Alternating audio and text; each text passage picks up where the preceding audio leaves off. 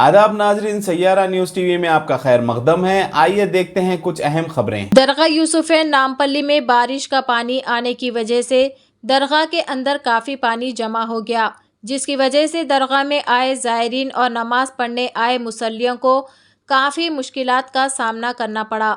दरगाह यूसुफैन से वक्फ बोर्ड को लाखों रुपए की आमदनी होती है। वक्फ बोर्ड को चाहिए था कि बारिश के पानी को लेकर जो दरगाह में परेशानी हो रही है उस पर खर्च करे, और उतनी बड़ी दरगाह होने के बावजूद ये दरगाह में बिल्कुल छोटी सी मस्जिद है, मगर वक्फ बोर्ड उस पर नज़र तक नहीं डालती है। नमाज पढ़ने के लिए मस्जिद की तोसी करना ज़रूरी है, क्योंकि नमाजियों के लिए मस्जिद बिल्कुल भी काफ़ी नहीं है।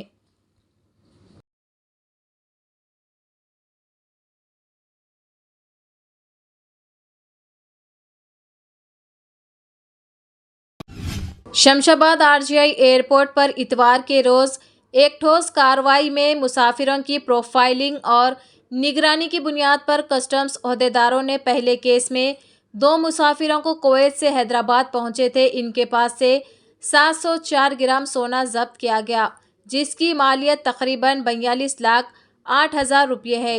को चावल, Surf, shampoo check in luggage में छिपा कर रखा था को जब्त किया गया। दूसरे केस में डिपार्चर हॉल में सीआईएसएफ ओहदेदारों की मदद से इमिग्रेशन के बाद मुसाफिर दासुल खमिया जाने वाला था।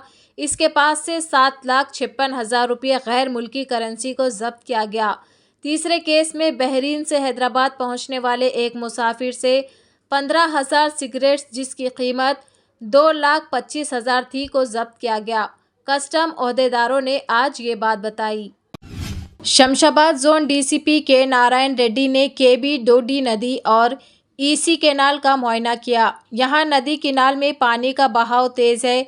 मुकामी अवाम को चौकस रहने और गैर ज़रूरी घर से बाहर तफरी मुकामात, नाले, नदियों के पास ना जाने की हिदायत दी।